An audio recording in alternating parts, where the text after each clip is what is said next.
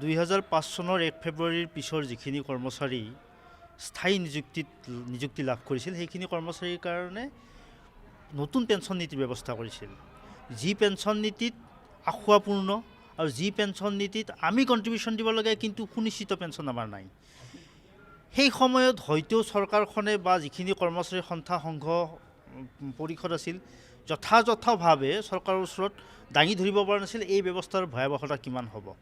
কিন্তু এতিয়া শেহতীয়াকৈ দেখা গৈছে, আমি 3-4 বছৰ আগৰ পৰা দেখা পাইছোঁ যে মাহিলী 800, 1200, 2000 টকা পেঞ্চন পাইছে।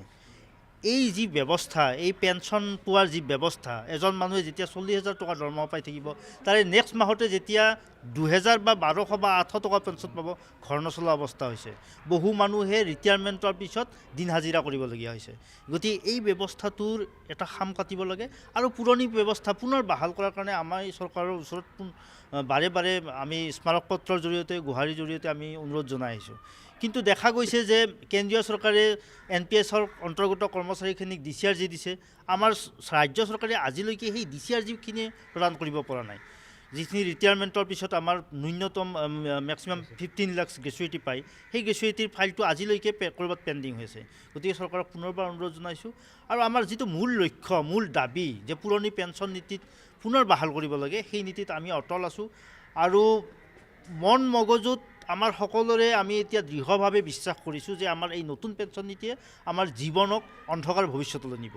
যদি এজন MLA, যদি এজন MP একদিন বা 5 বছৰ তেখেতসকলৰ কাৰ্যকালৰ পিছত সম্পূৰ্ণ পেঞ্চন পায়, সুনিশ্চিত পেঞ্চন পায়, তেতিয়াহ'লে হাৰ ভাঙা কষ্ট কৰি কৰ্মচাৰীসকলে কিয় পেঞ্চন নাপাব? এই ব্যৱস্থাখিনি অকল কিন্তু কৰ্মচাৰী বা গোটেই আমাৰ শিক্ষক কৰ্মচাৰীয়ে নহয়, এটা সামাজিক সুৰক্ষাৰ ব্যৱস্থা আৰু এই সামাজিক সুৰক্ষাৰ ব্যৱস্থাটিৰ যদি সুচলৰূপে বাহাল ৰাখিব লাগে, তেতিয়াহ'লে অসমৰ মাননীয় মুখ্যমন্ত্ৰী মহোদয়, বিত্তমন্ত্ৰী মহোদয়ে এই কথাটোত অধিক গুৰুত্ব প্ৰদান কৰিব লাগে। আজি যি সময়ত ফাইনেন্সিয়েল ইনক্লুজনৰ কথা কৈছে, সেই সময়ত কিন্তু আমি যেতিয়া ৰিটায়াৰমেণ্টত যাম তেতিয়া আমাৰ হাতত ফাইনেন্সিয়েল কোনো অৱস্থা নাথাকিব। আমাৰ লগত জড়িত হৈ থাকে বিভিন্ন ধৰণৰ বজাৰ, আমাৰ লগত জড়িত হৈ থাকে দোকান পোহাৰ। গতিকে সেইবিলাক মানুহো এটা সময়ত আমাৰ কাৰণে বহুখিনিয়ে দুৰ্যোগ ভোগ কৰিব।